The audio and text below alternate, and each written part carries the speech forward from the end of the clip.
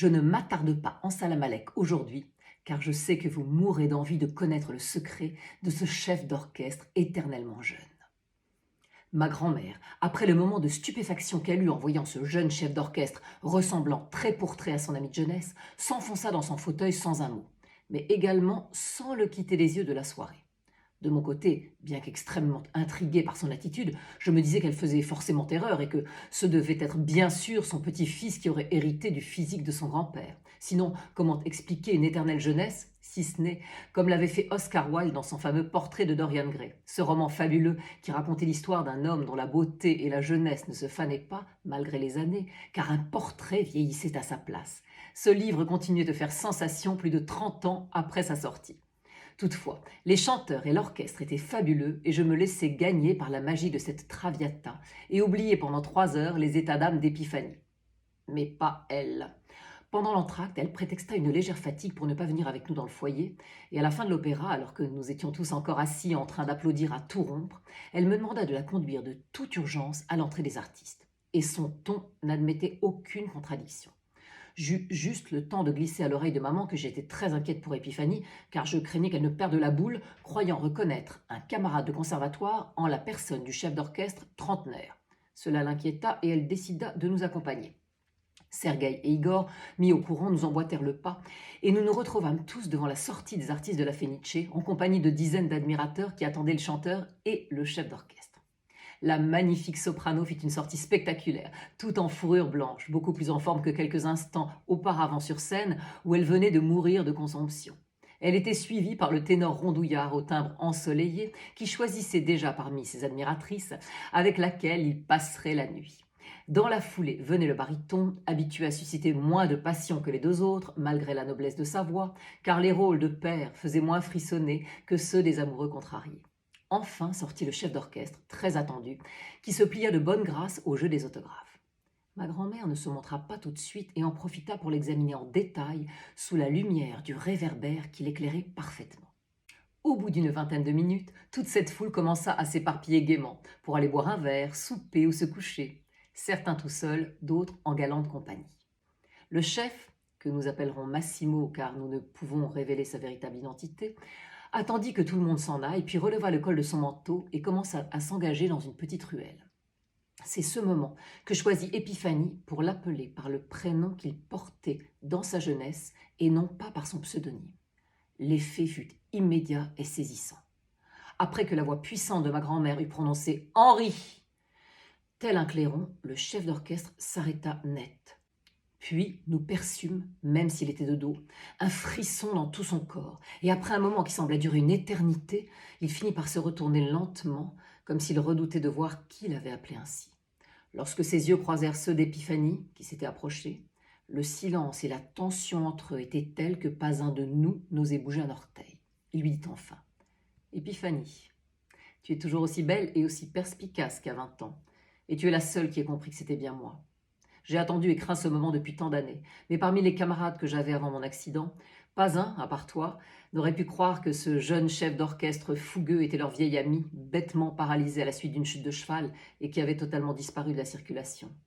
Au cours de ma carrière, il y a bien eu 2 ou 3 fois quelques anciens visages connus qui m'ont parlé d'une ressemblance étonnante avec un camarade musicien qu'ils avaient connu dans leur jeunesse. Mais personne ne se souvenait du pseudonyme que j'utilisais à l'époque, jusqu'à aujourd'hui. Puis, Massimo Henri sembla s'apercevoir de notre présence. Épiphanie lui présenta sa famille et il parut très ému. Il nous demanda si nous serions d'accord pour le suivre dans l'appartement que l'opéra avait mis à sa disposition quelques rues plus loin, car malgré l'heure tardive, il nous dit qu'il n'en pouvait plus de porter ce fardeau seul et qu'il voulait de toutes ses forces partager son secret avant qu'il ne lui arrive malheur. Cela devenait de plus en plus intrigant, et je crois que nous pensions tous à l'histoire du docteur Faust et de son pacte avec le diable. Donner son âme en échange de l'éternelle jeunesse. En cheminant jusqu'à l'appartement, je demandai discrètement à Sergueï s'il y pensait aussi. Il me répondit qu'il n'était sûr de rien, mais qu'il doutait quand même fort que le diable soit derrière tout ça. Il demanda à Luigi d'aller prévenir Marie-Antoinette, Jeffrey et Tatiana que nous rentrerions plus tard, et il lui dit de revenir nous chercher dans 3 heures. Quelques minutes après, nous entrâmes dans un immense palazzo qui avait dû appartenir à une ancienne grande famille vénitienne dont les rejetons n'avaient pas su garder la fortune et avaient transformé les diverses pièces du palais en appartements de belle allure. Massimo Henri nous fit asseoir puis nous servit un limoncello rafraîchissant, Et, comme s'il avait attendu cet instant depuis une éternité, c'était le cas de le dire, il se mit à nous raconter toute son histoire, depuis sa chute de cheval à l'âge de 20 ans, en 1875. Nous étions en 1926. L'homme qui se tenait devant nous aurait dû donc avoir 71 ans. Et pourtant, son visage comme son corps était d'une jeunesse éclatante. Henri était né à Paris, dans une famille modeste. Sa mère était couturière et son père, qui jouait assez bien du violon, avait dû renoncer à une carrière de musicien pour subvenir aux besoins non seulement de sa femme et de son fils, mais également de sa mère et d'une jeune sœur qui était attardée mentalement. Il avait donc trouvé un travail d'appariteur à l'Opéra Comique qui consistait à préparer la fosse d'orchestre pour les musiciens en mettant en place les chaises et les pupitres, ainsi que l'estrade du chef d'orchestre. Pour arrondir les fins de mois, un des musiciens, qui s'était pris d'amitié pour lui, l'avait recommandé comme professeur de violon, et le père d'Henri enseignait donc aux enfants des beaux quartiers l'art de tirer un son plus ou moins soutenable de ce difficile instrument. Mais l'homme avait conçu une grande aigreur envers cette vie qui était loin de celle qu'il avait désirée. C'est pourquoi il décida dès le plus jeune âge d'Henri que ce fils, qui resta d'ailleurs unique, le vengerait du mauvais sort et brillerait au firmament des musiciens coûte que coûte, quoi qu'il en soit des sacrifices, de la sueur et des larmes. Le père mit donc un violon entre les mains de son fils dès qu'il eut 3 ans, et le pauvre enfant vécut quasiment collé à cet instrument pendant toute son enfance et son adolescence, subissant alternativement rage et cajolerie de la part de son géniteur, sous l'œil désespéré mais impuissant de sa mère. La tyrannie finit tout de même par porter ses fruits, puisque le jeune Henri entra brillamment au Conservatoire de musique de Paris en classe de violon à l'âge de 15 ans et obtint un premier prix 3 ans plus tard. Mais pour son père, être un bon violoniste ne suffisait pas. Il fallait atteindre la plus haute marche dans la hiérarchie des musiciens, le Graal absolu.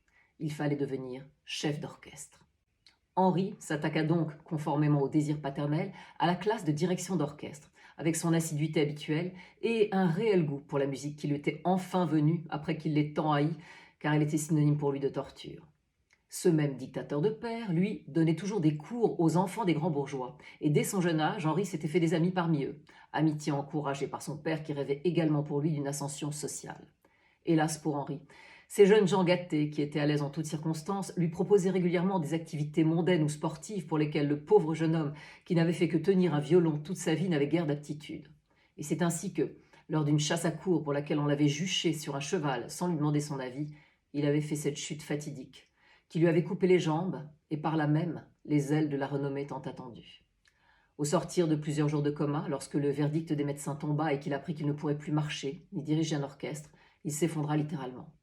Mais pour le pauvre garçon, le pire restait à venir.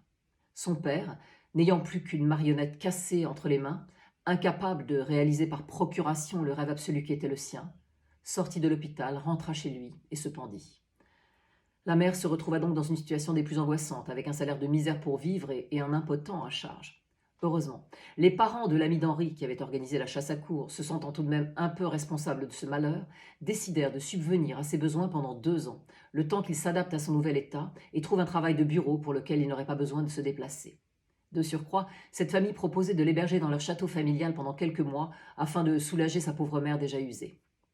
C'est ainsi qu'Henri emménagea dans le château familial de son ami Robert, aux alentours de Chevreuse, et qu'il fit l'apprentissage de sa nouvelle condition. Les premiers temps ne furent que désespoir et fureur face à cette impuissance. Mais la mère de Robert, touchée par ce jeune homme au bord du gouffre, lui ouvrit les portes de leur exceptionnelle bibliothèque qui contenait des livres uniques venant du monde entier et datant de plusieurs siècles pour certains. Soudain, un univers fantastique s'ouvrit pour Henri, qui découvrit le pouvoir magique de la lecture et des voyages incroyables qu'elle permettait de faire sans bouger de sa chaise. De surcroît, les parents de Robert avaient dédié à son service, sans doute de manière intentionnelle, une adorable et peu farouche soubrette qui lui apportait le livre de son choix, s'arrangeant pour placer son fauteuil roulant juste en dessous de la grande échelle qu'elle utilisait pour atteindre les rayonnages les plus hauts. C'est ainsi qu'Henri réalisa assez vite, en voyant les dessous de la jeune effrontée, que si ses jambes à lui étaient cuites, lorsqu'il voyait ses jambes à elle, le reste fonctionnait encore, et cela lui mit du baume au cœur, tandis qu'elle lui mettait du rouge aux lèvres. À partir de ce moment-là, et en plus de la jolie coquine, Henri dévora tout ce qui lui tomba sous la main. Des grands auteurs classiques aux traités d'économie, des poètes romantiques aux encyclopédies diverses. Puis, son esprit devenant de plus en plus curieux, il s'attaqua aux mathématiques, que sa formation musicale l'aidait à comprendre, puis à l'astronomie et enfin à l'alchimie. Cela le passionna au-delà de tout, et hormis l'idée de changer le plomb en or, le fait de pouvoir transformer un état en un autre le faisait rêver. Il demanda donc à la jolie Sophie, puisque c'était son nom, de lui chercher encore et encore plus de livres sur le sujet. C'est ainsi qu'un matin, en fouillant toujours plus haut et derrière tous les autres livres, elle fit une découverte qui allait bouleverser la vie d'Henri et la sienne. Il s'agissait d'un livre datant de 1852, rédigé par un certain Alcide d'Orbigny, naturaliste français qui relatait ses découvertes durant son voyage en Amérique du Sud. Orbigny était parti étudier la faune, la flore de ce vaste pays, ainsi que le mode de vie des indigènes. Lors d'une expédition dans la forêt amazonienne, ses compagnons et lui-même s'étaient perdus en s'aventurant trop profondément dans la jungle, et le plus âgé d'entre eux, un scientifique d'une 60aine d'années, avait fait une chute de plusieurs dizaines de mètres qui avait visiblement sectionné une partie de la moelle épinière, paralysant totalement ses jambes et le rendant intransportable. Le blessé avait supplié ses compagnons de continuer sans plus tarder leur chemin pour essayer de se retrouver et de le laisser mourir sur place s'il ne voulait pas connaître le même sort que lui. Sur les 6 membres de l'expédition, 4 décidèrent de partir afin de trouver du secours, et Orbigny s'engagea à rester avec son camarade pour lui éviter d'être impuissant face aux bêtes de la jungle si la nuit venait avant le retour des autres. C'est ainsi que les 2 hommes se retrouvèrent seuls, au plus profond de cette forêt amazonienne, guettant chaque bruit et chaque mouvement avec anxiété. À la tombée de la nuit, sans nouvelles des autres, Orbigny s'aventura à quelques mètres de son compagnon afin de trouver des baies comestibles qui les sustenteraient un peu. Au bout d'un moment, ayant trouvé de quoi les nourrir, il retourna sur place. Et là, il fut horrifié de voir que le blessé avait disparu. Il crut d'abord s'être trompé d'endroit, mais un bandage de fortune ensanglanté qui traînait au sol lui fit comprendre que l'homme était bien là auparavant. Orbigny n'eut guère le temps de se lamenter, car une flèche vint se ficher dans son cou, l'endormant instantanément. Il se souvenait vaguement d'un sommeil entrecoupé de rêves dans lesquels les hommes d'une tribu se penchaient sur lui pour lui faire boire un breuvage. Il s'était réveillé, plusieurs jours plus tard, en lisière de la forêt non loin d'un village. Lorsqu'il avait voulu se relever, il avait aperçu de dos son compagnon blessé, debout, bien planté sur ses jambes. Et lorsque ce dernier s'était retourné, Orbigny avait cru rêver encore. Le scientifique soixantenaire avait rajeuni de 20 ans. Il se tenait droit et son visage, sans ride, le regardait en souriant. Orbigny se pinça, mais l'autre lui dit qu'il ne rêvait pas et que les pouvoirs de cette tribu, notamment en alchimie, dépassaient tout ce que l'esprit humain pouvait imaginer. Il dit enfin à Orbigny que pour lui un retour en France était inenvisageable tant il avait à apprendre des hommes et des femmes de cette tribu. Il lui demanda de taire son secret et de dire aux autres membres de l'expédition qui avaient trouvé refuge dans le village qu'il était mort dans la forêt. Orbigny, abasourdi mais épuisé, lui obéit et partit rejoindre ses autres compagnons avec lesquels il entreprit le voyage de retour. Il garda le secret de son ami pendant des années, et ce ne fut que quelques mois avant de mourir qu'il entreprit la rédaction de ce petit ouvrage, destiné uniquement à sa famille, et qui avait atterri, sans qu'on sache comment, dans la bibliothèque des parents de Robert. Henri, à la fin de la lecture, qu'il avait pris l'habitude de faire à voix haute pour Sophie car elle ne lisait pas bien, referma le livre et lui dit « Sophie, je veux retrouver cette tribu et me faire soigner par eux. Si elle existe encore, c'est le seul moyen de retrouver l'usage de mes jambes et de ne plus végéter dans cet état. » Elle commença par le traiter de fou en lui disant qu'on ne savait même pas exactement où se trouvaient ces sauvages et qu'il aurait le temps de mourir 10 fois dans la jungle avant de trouver ces hypothétiques guérisseurs. Mais Henri était totalement métamorphosé et sa force de conviction fut telle qu'il parvint à la convaincre de l'accompagner. Il dut ensuite demander aux parents de Robert de lui prêter la somme pour ce voyage au long cours et, ne voulant pas dévoiler son but véritable, il prétexta une dépression profonde due à son état qui nécessitait d'urgence un départ pour un pays lointain qui lui changerait les idées. Toujours culpabilisés à son égard, les parents de Robert financèrent donc le voyage. Et ils ne surent jamais d'où venait la somme correspondante qu'ils reçurent un jour dans leur boîte aux lettres bien des années plus tard. C'est ainsi qu'Henri et Sophie, mariés en catastrophe pour les convenances, partirent un beau matin de 1876 pour l'Amérique du Sud. Et plus personne n'entendit jamais parler d'eux. Oui, Archie, vous voulez connaître la suite? Ah bah oui, vous n'êtes pas le seul, figurez-vous. Et vous attendrez comme tout le monde. Alors je vous dis à très vite pour la suite de mes aventures.